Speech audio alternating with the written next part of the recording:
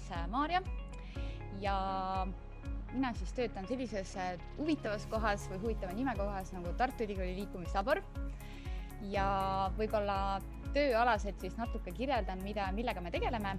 Nimelt siis igapäevaselt tegeleme sellise programmiga nagu Liikuma kutsuv kool, aga samuti võib-olla nõustame ka töökohti, et kuidas siis oleks võimalus oma kollektiiviga siis võib-olla natuke mõelda, kuidas oma päev siis rohkem liikumist tuua. Sellest programmist ma räägin hiljem natukene lähemalt, mida see täpselt siis see Liikuma kutsuv kool tähendab, aga minu ettekanne räägib täna siis väga selgelt sellest, et miks peaks liikuma ja miks võib-olla see teema hetkel on oluline. Et võib-olla esimese küsimusena ma küsingi, et selline tore, ma ei tea, kui palju te vastate, aga võib-olla ma siis teen selle, et ma ise küsin, siis on kandev paus ja ise vastan. Aga et kui sa ise korra seal arvuti taga mõtled, et miks me üldse hetkel peame rääkima liikumisest, et kas see on selline teema, mis peaks üldse olema aktuaalne või siis pigem on niisugune arusaamatu, et miks sellest kogu aeg meedias, sotsiaalmeedias, televisioonis igal pool räägitakse, et korra mõtled ja kui keegi vastata ei taha, siis ma ei tea, ma vist ise ei näe siin neid vastuseid, aga kas mulle kõik on nii väsinud juba? Jaa, väga hea vastus. Just. Aga lisaks sellele, et terves kehas on terve vaim ja selleni me ka jõuame veel, võib-olla ma räägin hetkeks korra võib-olla sellest, et millised muutused on siis ühiskonnas üldisemalt toimunud. Et kui me varasemalt võib-olla mõtestasime keskkonda natuke teisiti, siis tänapäeval, kui me mõtleme kooli tee peale, ma lähen kergelt kooli tee peale, aga osad võivad mõtestada seda võib-olla ka tööle minekuna. Et kui varem oli selline võib-olla kooli minek, selline võib-olla tore sündmus, oli hästi palju toimus, põnev, selline sotsialiseerumise osa, siis tänapäeval võib-olla kooli minek, koolist tulek on natuke teistmoodi ja tegelikult sageli lapsevanemad on sellised, et kui klassiruumis sisse võib-olla ei saa sõita, et siis on halvasti. Ja lisaks sellele võib-olla sellist isetekkelist liikumist on ka vabas ajas jäänud tunduvalt vähemaks. Et siis kui võib-olla, ma ei tea, võib-olla täpselt ei tea, kes seal ekraani taga on, aga võib-olla vanemad inimesed mõtistavad kohe välja, mis siin toimub. Nooremad võib-olla natuke mõtisklevad selle üle, et mis seal pildi peal siis tegelikult on. Et kui varem võib-olla sellist vabal ajal liikumist oli hästi palju, et sa isegi ei mõtlenud, et see on nüüd selline koht, kus ma saan trenni teha või et see on niisugune liikumise lisamise koht, siis tänapäeval on need asjad tunduvalt muutunud ja võib-olla selline pilt on pigem ühiskonnas rohkem siis näha kui tavaliselt. Aga mitte ainult, ei ole see võib-olla siis tekkinud ainult kooliõpilaste poolt see natukene inaktiivsus, vaid kuidas ma ütlen, on tekkinud selline istuv ajastu, et kui teadusuuringud näitavad ka, et kui kunagi meie kehasid peaks tuhandete aastate pärast keegi välja kaevama, siis tegelikult me võiks arvata, et see võiks olla nutitelefon, et sinna käe sisse on selline süvend tekkinud sellest telefoni hoidmisest, sest kõik käivad ju niimoodi. Siis tegelikult öeldakse, et tõenäoliselt on see tool meie ajastu sümbol, sest inimesed istuvad ligi 9 tundi siis päevas ja ei saa nagu kurta sellepärast, et meie elu on tehtud ju väga mugavaks. Meil on Boltid, meil on Woltid, meil on võimalus tellida Selveritest, Rimidest kõik asjad koju, meil on võimalus käia shoppamas, isegi nii, et me kodust välja ei lähe ja ühest küljest on see mugav, aga teisest küljest tekitab see juurde tunduvalt seda istuvat aega. Ja just täna osalesin ühes Soome siis koolide webinaril ja seal nemad tõid välja, et tegelikult ka lisaks, et see võib-olla istuv probleem on väga tõsine täiskasvanute seas, siis tegelikult ka õpilaste seas, et põhikoolis ollakse siis istuvas asendis pigem selline 65% päevasest ajast ja keskkoolis siis juba 71%. Et võib-olla teadusmaailmas ka öeldakse, et see istumine on meil uus suitsetamine, et kui varem kõik sellised WHO ja suured kampaaniad rääkisid sellest, et miks see suitsetamine halb on, siis tänapäeval tegelikult räägitakse, et kuidas saaks inimene siis sealt tooli küljest natuke lahti, jah. Ja, aga kui ma rääkisin sellest pikast istumisest, siis tegelikult on nii, et pikk järjestikune istumine võrdub kuskil 30 minutit. Ehk siis erinevates allikates räägitakse erinevat moodi, see on kuskil 20–30 minuti vahel. Aga kui me näiteks mõtleme, et siin on tõenäoliselt kuulajate seas ka õpilasi või siis on õpetajaid, siis tegelikult, kui meie koolitunnid on 45 minutit ja seal terve aeg istutakse, siis tegelikult see läheb juba väga tõsiselt siis pika järjestikuse istumise alla. Ehk siis see tähendab seda, et tegelikult selles ajas oleks siis väga suuresti vaja istumist katkestada ja nendest võimalustest ma siis räägin ka juba varsti lähemalt. Aga kui me oleme rääkinud sellest, et miks see võib-olla teema nii oluline on, siis me jõuame selle juurde, et terves kehas on terve vaim ja võib-olla natuke arutame või toon siit hästi kiiresti välja need kohad, et miks see liikumine siis on hea. Ja kindlasti tegelikult need on sellised hästi levinud asjad, aga mida vahest tuleb lihtsalt meelde tuletada, et me räägime siin südametegevuse tugevdamisest, me räägime oma füüsilisest tervisest ja füüsilisest võimekusest, me räägime vaimse tervise parandamisest. Samamoodi tegelikult on ju väga suur mure ühiskonnas ka ülekaalulisus, et see on ka see põhjus, miks me sellest räägime. Samuti võib-olla väga tihti ei teata, et kehaline aktiivsus tegelikult aitab ka immuunsussüsteemile kaasa ja samamoodi tugevdab meie luid, ehk siis need on tunduvalt tugevamad ja samuti siis kehaline aktiivsus väga tugevalt toetab meie und, ehk siis aitab kiiremini uinuda ja see sügava uneaeg on siis pikem tänu siis kehalisele aktiivsusele.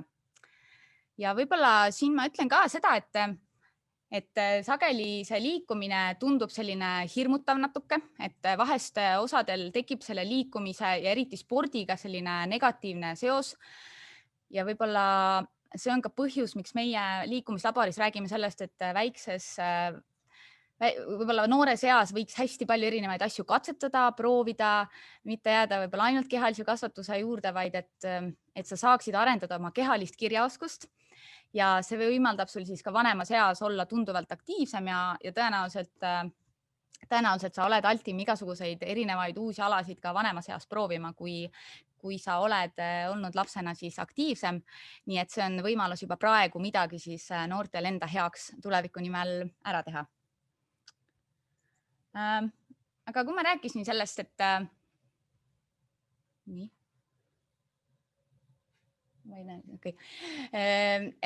ma küsin võib-olla siit ka seda, et kui palju siis peab liikuma, et kui ma rääkisin siin, et see on, et ma ei tea, et see on tervisele kasulik ja et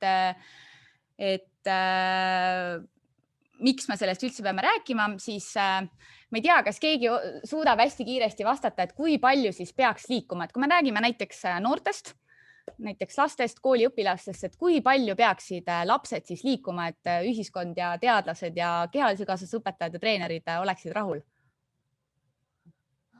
Ja õige vastus, tõsta käis üles, high five, hästi, 60 minutit on õige vastus. Ehk siis, ja kui me räägime sellest 60 minutist, siis tegelikult 60 minutit siis tõepoolest on WHO poolt siis toodud selline norm, mis on täiesti miinimum. Et sellest allapoole tegelikult ei tohiks tulla üldse kõne alla. Ja noolekesi tuleb. Et 60 minutit on siis täielik miinimum ja see miinimum siis tähendab seda, et see peaks toimuma igapäevaselt. Me ei räägi sellest, et see peaks olema võib-olla toimuma ainult koolipäeva jooksul, vaid pigem, et see 60 minutit on mõeldud sellest hetkest, kui laps ärkab ja selle hetkeni, kui siis laps magama läheb näiteks. Ja samamoodi, et see 60 minutit siis peaks olema toetatud siis erinevate näiteks intensiivsemate vastupidavusharjutuste, treeningute ja jõuharjutustega, et siis see tervise mõju oleks siis tugevam. Aga ma ei taha võib-olla öelda siin, et peabki laps ainult tegema meeletult füüsilisi asju, et tegelikult ikkagi iga samm loeb, et see väike samm, mäng, tegevus loeb tegelikult tunduvalt rohkem kui võib-olla mitte midagi. Et siin kohas siis ei talsu üldse kahelda, et kui pulss ikkagi üles ei lähe, et siis kasu ei ole. Ja mis selle 60 minuti juures veel võib-olla olulist on, et seda 60 minutit tegelikult peaks siis täis saama sellise mõõduka ja tugeva intensiivsusega. Ehk siis see tähendab seda, et mõõdukas võib-olla sa tunned, et sul hakkab kergelt soe, põsed lähevad punaseks, tekib kerge sihuke sooja tunne. Et kui sa oled kuhugi hilinemas ja hästi kiiresti sammu nagu kiirendad, siis tõenäoliselt see on juba mõõdukas. Siis süda hakkab ka kergelt taguma, sest sa mõtled juba, et kas sa ikka õigel ajal jõuad. Ehk siis pulss ka tõuseb. Nüüd see tugev intensiivsus, see juba tähendab seda, et näiteks sa sõbraga rääkida ei taha. Et kui ta näiteks käib jooksmas, siis sörkimine on sihuke mõõdukas. Aga kui sa ikkagi juba, ma ei tea, jalgpalli mängid või sprindid, et siis on see hästi intensiivne ja see tähendab, et see on juba tugev siis intensiivsus. Ehk nende kahe siis selline kombinatsioon peaks siis selle 60 minuti tekitama. Aga rõhutan veel üks kord, et iga samm ikkagi loeb ja see on parem kui mitte midagi. Aga kuna ma ütlesin, et ma olen Tartu Ülikooli liikumislaboris, siis see tähendab ka seda, et meile meeldib õpilasi natuke uurida ja võib-olla vaadata, mida nad siis tegelikult koolipäeva jooksul teevad ja selle tõttu me oleme siis kasutanud selliseid väikseid andureid, mida kutsutakse aktseleromeetriteks ja nende andmete põhjal me siis saame teada, kui aktiivsed meie õpilased on. Ja enne kui me paneme järgmise slaidi, siis kas keegi suudab mõelda välja selle, et ma ei tea, raudselt on osad liikuma kutsuvatest koolidest, et kui paljud õpilased Eestis võiksid täita selle 60 minutit iga päev, et mis see protsent võiks olla, et kui me mõtleme selliste 7 kuni kõik ja me oleksime, siis meil ei oleks tööd, kui see kõik oleks. Et mis see protsent võiks olla? See kõik oli väga hea. 80, 30. Ahah, hästi. Nüüd võite teha seda trummipõrinat seal arvuti taga ja järgmine slaid ütleb meile seda, et vaid 24% siis õpilastest tegelikult täidab selle 60 minutit igapäevaselt. Et võib-olla need numbrid ei ole päris selline kõik 80% ja tegelikult võib-olla mõndade täiskasvanute seas tundubki see natukene uskumatu, et kuidas see võimalik on, sellepärast, et on ju trennid ja on kehaline kasvatus, aga tegelikult ahah, nojah, vaata, kas sealt midagi on ära kadunud. Ja see võib minna edasi jälle. Aga pane veel edasi, mul on üks mummuke kadunud. Ahah, näe, mummuke tuli tagasi, väga tore.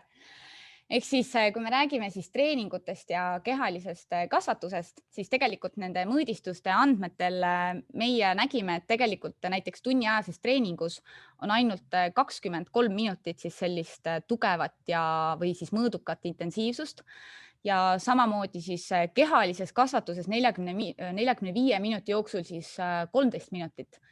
Et see oli selline keskmine, et me ei taha üldse öelda, et meie õpetajad, treenerid teevad halba tööd, aga tegelikult erinevad treeningud on erineva tüübiga ja kõik treeningud ei olegi väga intensiivsed, sest on vaja tehnikat õppida. Et kui me nüüd lööme selle treeningu ja kehalise kasvatuse kokku, siis tegelikult on näha, et isegi sellega ei tule see 60 minutit siis päriselt kokku. Et võib-olla see on selline mõtlemise koht, et mida siis saaks veel ära teha, et millised on need veel päeva mingisugused hetked, kus õpilane saaks veel liikuda. Et me teame ka seda, et sageli ju viiakse ja tuuakse lapsi hästi sageli ühest kohast teise ka, et mõttekohad. Ja kui ma nüüd olen rääkinud, et kõik on hästi halvasti ja Eesti lapsed ei liigu, siis tegelikult ega see asi nüüd nii hull ka ei ole, vaid mingis osas on ju leitud ka väiksed juba lahendused. Ja siin ma jõuangi ilmselt selle juurde, et on siis selline programm nagu Liikuma kutsuv kool. Ja ma küsiks võib-olla teie käest jälle, mulle väga meeldib küsida asju, et miks võiks olla just kool hea koht kehalise aktiivsuse edendamiseks? Et kas ei tundu nagu natuke huvitav, et kool on ju õppimiseks ja siis seal on ju õpetajatel nii palju tööd ja siis päevad on nii pikad ja nii väsitavad, et miks see koolikeskkond peaks olema selline koht, mis toetab liikumist?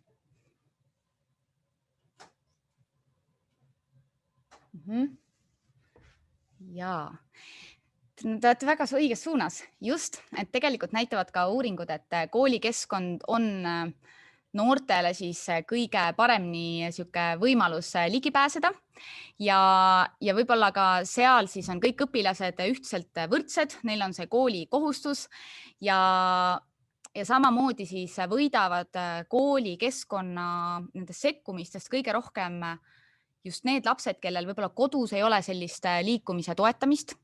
Ehk siis see on väga oluline aspekt selle juures ja tõepoolest koos ühiselt mingite tegevuste tegemine tõenäoliselt motiveerib tunduvalt rohkem mingites asjades tegevustes kaasa lööma, kui võib-olla üksi minema õue mingit palli või midagi muud mängima. Aga võib-olla ma räägin teile ka sellest, millest võib-olla sageli ei räägita, et kui ma eelmine kord siin positiivset või mõni slaid tagasi rääkisin nendest positiivsetest mõjudest, siis tegelikult ma jätsin mõned mõjud rääkimata ja võib-olla toon need välja just siin ja koolikeskkonnas, sest tegelikult väga paljud on arvamusel, et võib-olla see liikumine koolipäeva jooksul väsitab õpilasi, aga tegelikkuses on uuringud selgelt toonud välja, et tegelikult kehaline aktiivsus koolipäeva jooksul pigem siis aitab kaasa tähelepanule, mälule, ülesannete erinevatele lahendamistele, keskendumisele, et eriti mõjub see sellistele võib-olla ongi tähelepanu vajavatele ülesannetele, kus näiteks matemaatika või lugemine, et kirjutamine pigem on selline automaatne tegevus, et seal see väga ei mõjuta, aga just sellised, kus on vaja tähelepanu, et nendele võib-olla harjutustele, nendele õpitulemustele aitab see siis kõige rohkem kaasa. Ja muidugi ka siis paremad suhted koolis ja uuringud on näidanud ka seda, et kui koolipäevad sisaldavad sellist liikumistegevusi ja võimalusi liikumiseks, siis õpilastel on üldiselt ka kooli mineku rõõm ja motivatsioon siis suurem. Nii, ja siin võib-olla tahtsin tuua teile niisuguse väga selge näite, et mis siis toimub meie peas sellel hetkel, kui me saame liikuda või mis selle järgselt õigemini toimub. Et siin on väga selgelt näha, et 2 erinevat gruppi siis pandi enne või nendel oli erinevad ülesanded enne siis testi. Ühed siis istusid 20 minutit enne testi ja teised said siis kõndida. Ja see punane ja kollane osa näitavad seda aju aktiivsust. Et kui te nüüd mõtlete seda, et kui näiteks te olete tulnud mõnest vahetunnist või näiteks kui te olete ka tööle tulnud jala, et mis on need positiivsed mõjud teie ajule, siis tegelikult siin on see väga selgelt välja toodud, et see liikumine ja kehaline aktiivsus aitab väga selgelt siis kaasa siis aju aktiveerimisele.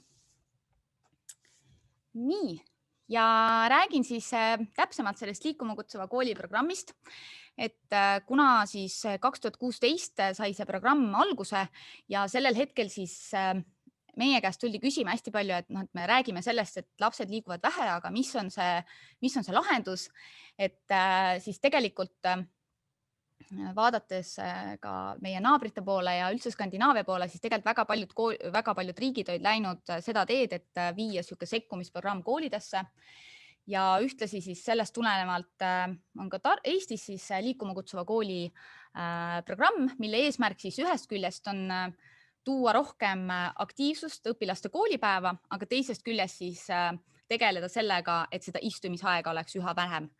Et tegelikult võiks olla ka igal pool töökeskkonnas natuke mõtlemise koht, et millistes kohtades saaks seda siis istumisaega vähemaks muuta. Ja tänaseks päevaks on meil siis üle Eesti üldse 110 kooli. Et oleme siis algselt 10 koolist kasvanud 110-ni ja väga tore on see, et neid koole on siis üle terve Eesti.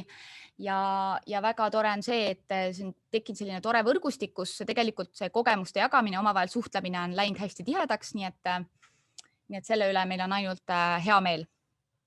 Ja hästi kiirelt võib-olla, mis see Liikuma kutsuv kool siis on, et see mudel annab siis kõige parem ülevaate sellest, et mis meil siis üldse programmis toimub või millised on meie valdkonnad, millega me rohkem tegeleme. Ehk siis see, kuidas kooli tullakse või kuidas koolist ära minnakse. Samamoodi on hästi olulisel kohal muidugi aktiivne ainetund ja vahetund ja samuti siis liikumisõpetus, mis on praegusel hetkel siis ülemineku protsessis kehalisest kasvatusest liikumisõpetusele. Ja samuti siis kogu seda kupatust, seda tervet mudelit peaks siis kaasama muidugi, peaks siis hõlmama see, et kogu koolipere ja kollektiiv on siis erinevatesse tegevustesse ja aruteludesse siis kaasatud ja seal kohal siis ka õpetajad, õpilased ka. Ja võib-olla kaasamisest üks tore näide, et siin ma järgnevatel slaididel toongi mõned näited, et mida meie koolid siis on nende tegevuste või nende valdkondade raames siis teinud. Ja ma arvan, et see, millega ma lõpetasin, oli kaasamine ja sellega ma siis praegu ka nende pildimaterjalide osas alustan. Et paljud koolid on läinud seda teed, et nad on küsinud õpilaste käest, et mida nemad tahaksid teha ja mis on siis nende jaoks oluline. Ja siin on siis ühe kooli näide, kus õpilased on teinud oma siis sellise liikumiskava ja pannud siis paika, et mis need tegevused võiksid olla. Aktiivne koolitee. No see on selline teema võib-olla, mis on väga selgelt läbiräägitav vanematega või siis ka kohaliku omavalitsuse mure võib-olla, et see sinna kooli või kuhugi punktist A punkti B oleks siis võimalik turvaliselt ise liigelda ja mitte seda autoga tehes, vaid ikkagi kuidagi aktiivsemalt. Ja võib-olla see on täiesti arusaadav, et igal pool ei olegi võimalik alati jalgsi või siis tervet teed kuskilt rattaga sõita, aga meie võib-olla selline mõtteviis on see, et vähemasti mingi osa või väike osa teekonnast oleks ülioluline, et seda teha saaks. Et see tähendab ka seda, et autot saab parkida natuke kaugemale ja parklat saab võib-olla natuke rohkem suletuks teha, et see parkimine ja see kooli toomine näiteks oleks õpilase jaoks või annaks õpilasele jaoks võimaluse tulla siis mingi osa koolist näiteks jalakooli. Aga paljud koolid teevad ka erinevaid toredaid üleskutseid sammude, jalgrataste ja muude sõiduvahenditega siis kooli tulemuse näol, et see on selline iga kooli oma siis nägu on see selline koolide välja siis nuputamine. Et aktiivne ainetund. Sellega on nüüd selline tore asi, et kui me vaatame seda vasakut pilti, siis tegelikult see on ju täiesti tavaline võib-olla olukord hetkel koolides aga mul on väga hea meel öelda, et parempoolsemad pildid üha rohkem on nähtavad meie liikuma kutsuvates koolides ja ma ei taha üldse siin öelda, et see istuv asend on mingitel hetkedel halb, kindlasti mitte, et ei peakski lapsed kogu aeg püsti seisma ja kogu aeg liikuma, vaid pigem on oluline, et seda asendit saaks siis iga natukese aja tagant vahetada. Ja hästi tore on see, et üha enam on siis liikumine muutumas siis õppeprotsessi loomulikuks osaks ja õpitakse erinevates keskkondades ja erinevatel viisidel, ehk siis küll õues, küll treppidel, küll koridorides, küll osad klassid on siis hankinud endale erinevad siis liikumisvõimalused pallide näol. On tekitatud sellist liikumist võimaldavad klassid, kus õpetajad siis saavad käia tegemas selliseid aktiivsemaid tegevusi ainetunnis. Et neid võimalusi on päris palju ja koolid on siis erinevalt lähenenud. Ja nüüd ma võib-olla näitangi ühe video, et kui mul jutt jäi veel natukene segaseks, et mis siis aktiivne ainetund tähendab, et siis video võib-olla annab kõige parema ettekujutuse, et mida ma siis täpselt mõtlesin. Dancing is what to do. Dancing's what I think of you. Dancing's what clears my soul. Dancing's what makes me whole. Dancing is what to do. Dancing's what I think of you. Dancing's what clears my soul. Dancing's what makes me whole.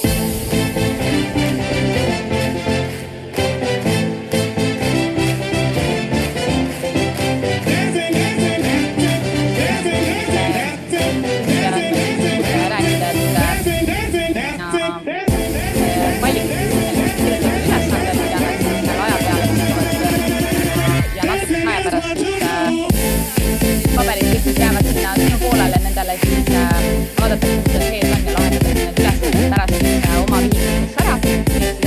Siis see võimalus sinna paberisse peale lõpuks erinevate teemadega kasutada. Selline võimalus ka.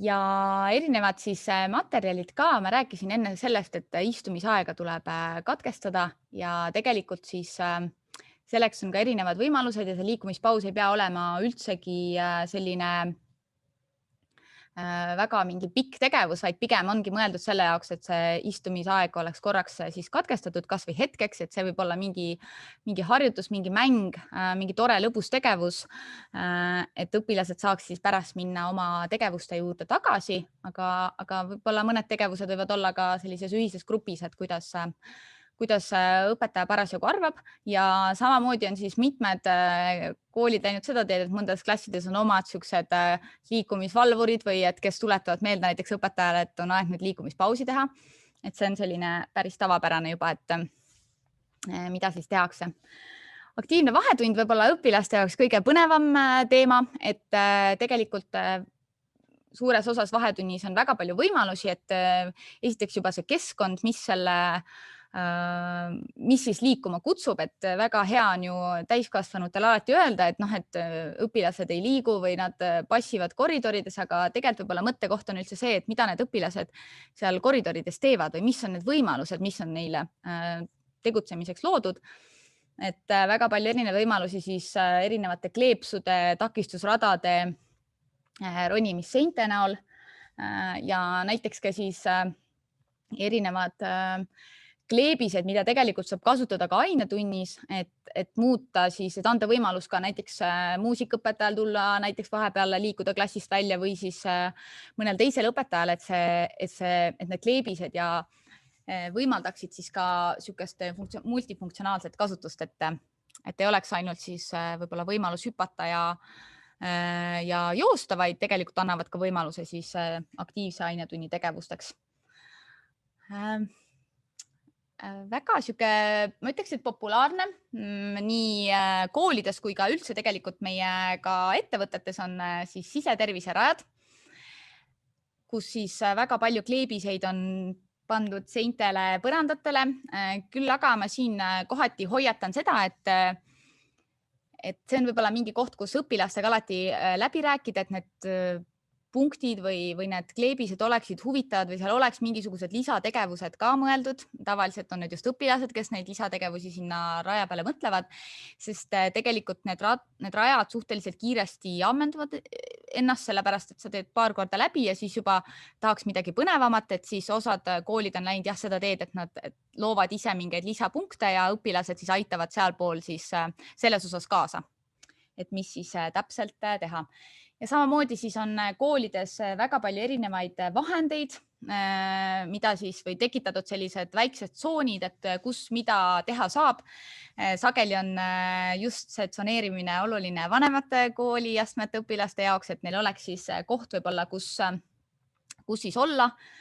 Ja samamoodi on siis tekkinud sellised vahendite kohad, et kus õpilased saavadki minna ja võtta endale vahendi, midagi teha ja sageli võib juhtuda, et algselt, kui need vahendid nurgakesed tekivad, siis õpetajad on need, kes need vahendid pärast tagasi toovad, aga et pikapeale on koolid ikkagi jõudnud ka selleni, et kas need on tehtud need vahendite kohti rohkem või on siis õpilastega tehtud ikkagi väga, väga selged kokkulepped, et need vahendid ka tagasi jõuaks.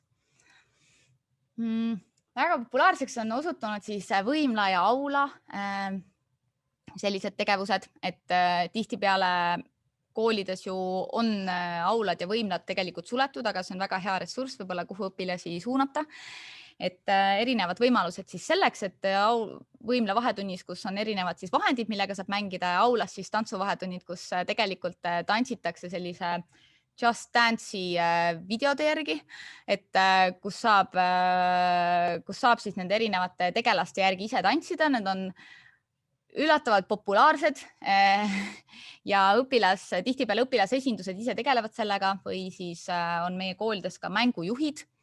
Et nad on vanemate kooliastmete õpilased, kes siis ise viivad väikestele tunde ja tegevusi läbi ja selle jaoks on siis kindlad ajad. Ja võib-olla asi, mida me oleme ise õpilaste käest küsinud, et kui midagi peaks koolis muutuma päevakavas, et mis see oleks, et mis neile tooks niisugust rõõmu ja mis võib-olla motiveeriks neid liikuma, siis tihtipeale öeldakse, et nad tahaks vahetunniks minna õue. ja võib-olla praegusel ajal see on eriti sihuke hea mõttekoht, et ja tihtipeale siin tekib ka küsimus, et mida need õpilased saavad selle õues teha, et selle jaoks on ka paljud koolid leidnud endale vahendid, mida nad siis, millega õpilased saavad tegutseda või siis on vanemate kooliastmete mängujuhid, kes siis viivad toredaid mänguvahetunde läbi ja siin võib-olla on kõige selgeminigi näha, et kuidas koolid on korraldanud oma siis vahetundide tegevused, et nad on igal päeval on mingisugune teema, mingisugune vahend ja õpilased ise teavad, et mis klassid, mis hetkel siis saavad sinna vahetundi minna. Aga nüüd see on põhimõtteliselt ühe hingetõmbega kõik ja ma arvan, et päris palju infot annab ka meie tegevuste kohta meie koduleht ja kindlasti siis tasub vaadata ka ideepanka, mis on meie kodulehel, mis siis annab võimalusi nii ainetundidesse kui ka vahetundidesse. Seega kutsun üles seda siis uudistama. Ja hetkel enne vist, ma ei tea, kas tulevad mõned küsimused ka mulle, aga igatahes soovin teile liikuvat nädalat edaspidiseks ka praegu.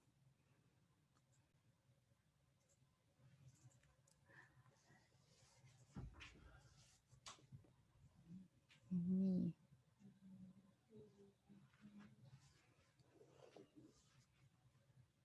Keegi ei ole küsida, see on okei.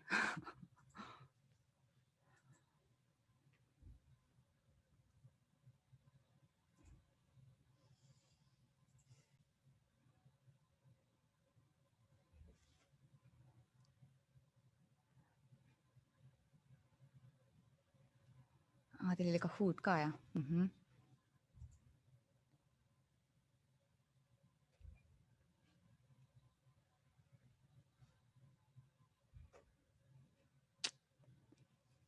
Nii, kes mäletab?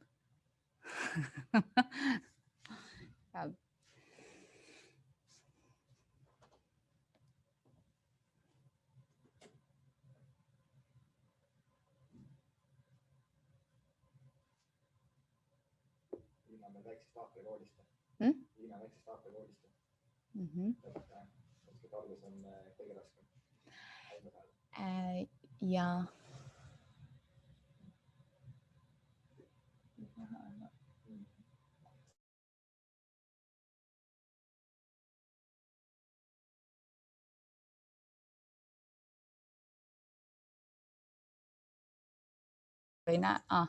Praegu ei näe üldse küsimusi ju, kus ma on. See on see, mis ikka huulist tuleb.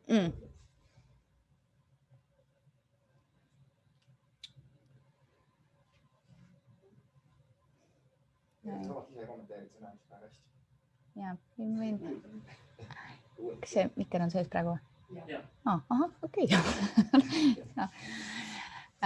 Aga ma korra kommenteeriks seda, et kui öeldi, et see algus on kõige raskem, siis tegelikult ongi selle harjumise ja mõtteviisi võib-olla elluviimiseks ongi algus kõige keerulisem ja selle jaoks on vaja alati tiimi, et üks inimene ei saa seda muutust võib-olla alati üksinda eestvedamisel võib-olla ellu viia, et koolikeskkonnas on eriti oluline, et näiteks ka kooli juhtkonnast keegi oleks siis ikkagi motiveeritud või vähemalt toetab seda tegevust, et kui ta ise võib-olla selles tiimis ei ole, aga vähemasti need tegevused on ülevalt poolt ka võib-olla natukene toetatud, et see on jah oluline.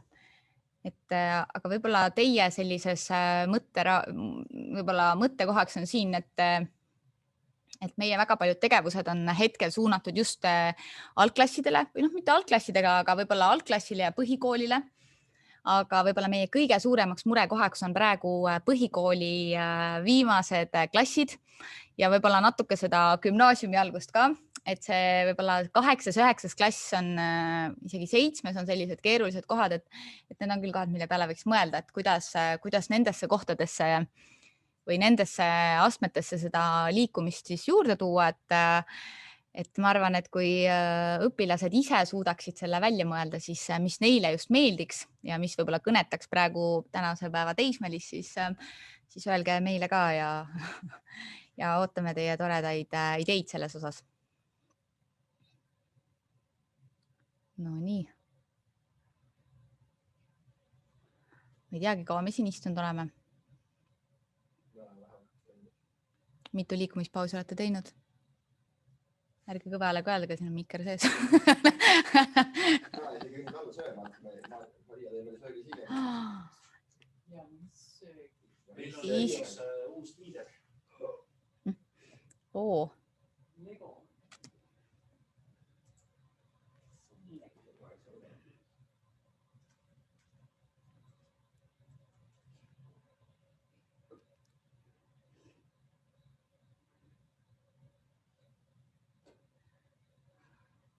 Vot kui hästi see meeles oli.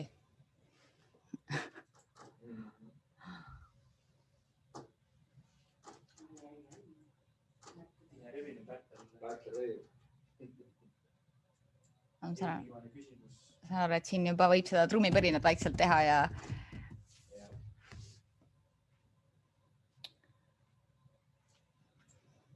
luup võtta ja prüüd panna pähe seda lugeda.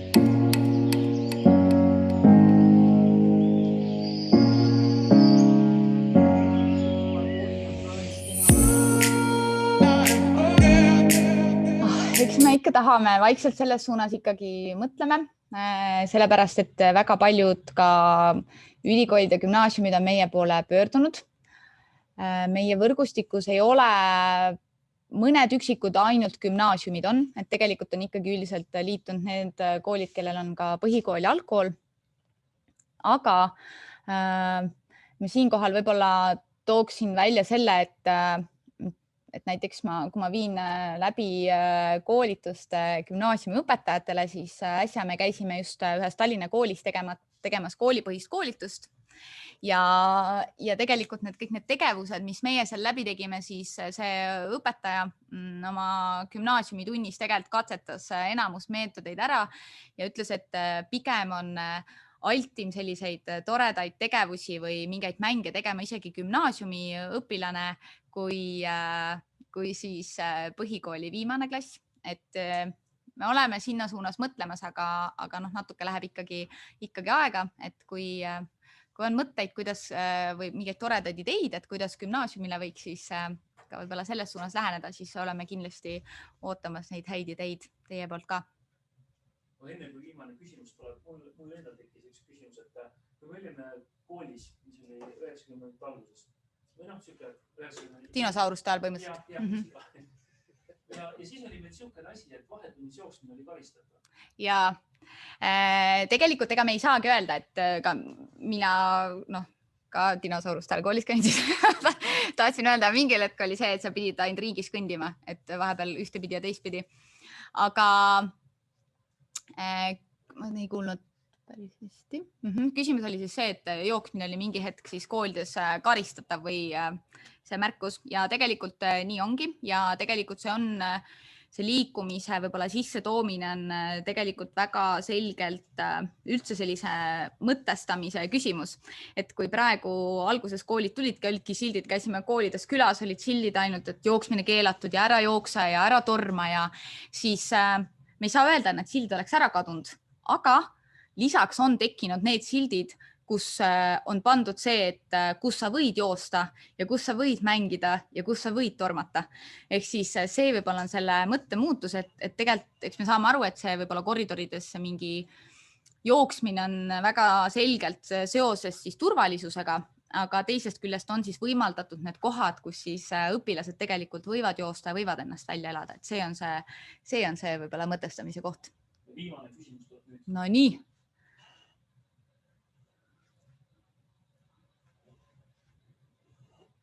Aha, väga raske valik, ütleksime.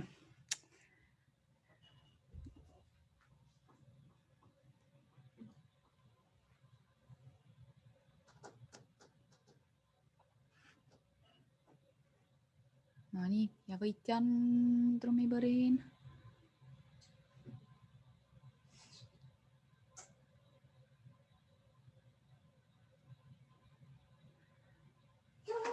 Auhinnaline kolmas koht, auhinnaline teine koht ja esimene koht.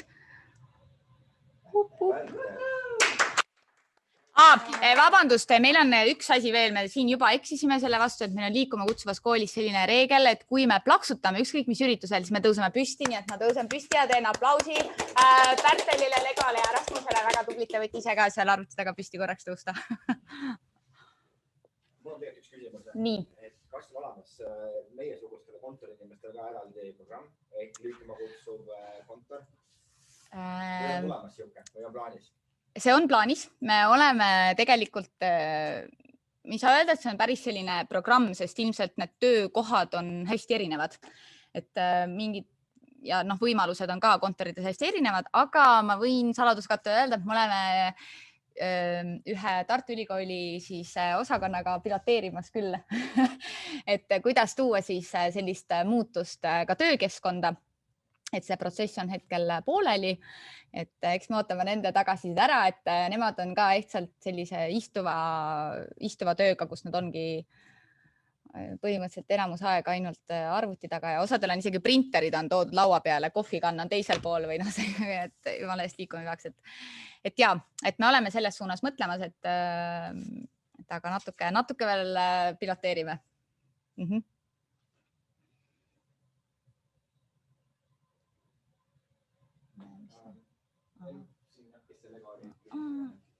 Väga tore.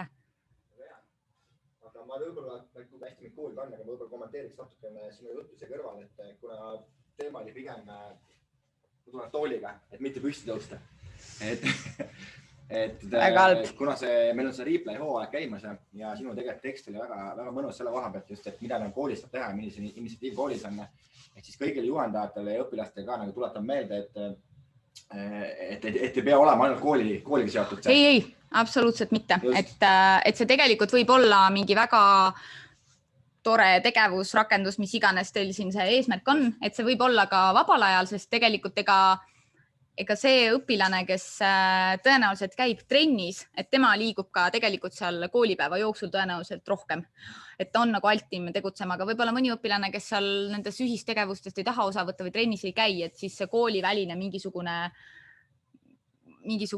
tegevusrakendus on väga teretulnud ja miks mitte tänapäeval on väga populaarsed, kus sa saad mingi kollektiivselt teha mingisuguse rakenduse, kus sa saad jälgida oma mingeid tegevusi ja et miks mitte midagi sellist, et see ei pea olema kindlasti ainult koolikeskkonnaga, et võite mõelda ka mis iganes valdkonnas.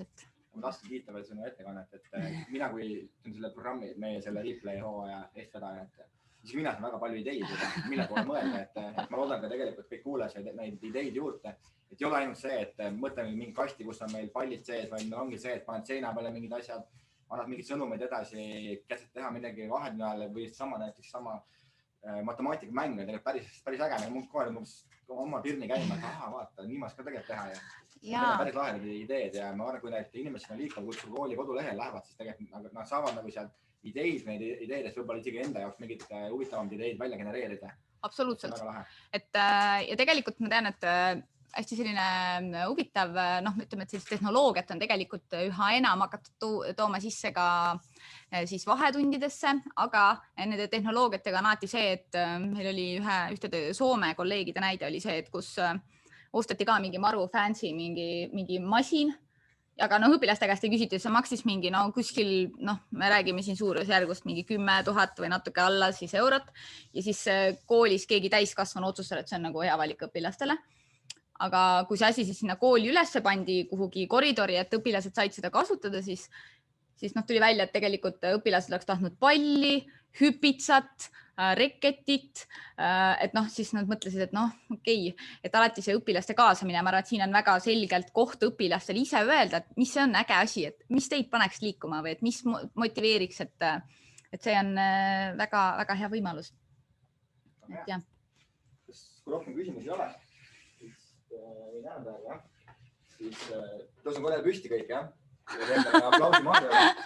Küsikene meile ka, et siin sees on natuke nänni meie toetajatelt ja üks õun ka, mis peab tervitselt olema. Aha. Suur tänu. aga kas ma võin küsida, ma ei tea, kas mis muidu ma olen siin poole kõhuga, et ma küsin, võtan praegu, et siis kõik need küsimused, et võib alati küsida, et kui kellelgi on mingisugune mõte veel, tekkis võib-olla mind kuulates või tekkis juba mingisugune küsimus, et siis võib-olla siin ei tahtnud küsida, siis alati võib minu poole pöörduda, et see on täitsa lubatud. Ja, et Maarja andis meile sõna, et tema on meil nüüd selle hooaja üks ekspertidest, et tal võib alati küsimusi küsida ja oma ideesid tutvustada ja saada ka tagasisidet, nii et pange julgelt küsimused teile. Ja, ma olen väga põnevil, ma ei ole kunagi sellist asjast osa võtnud ja juba tahaks kõiki neid asju siit näppida, aga vist ei või. et ja,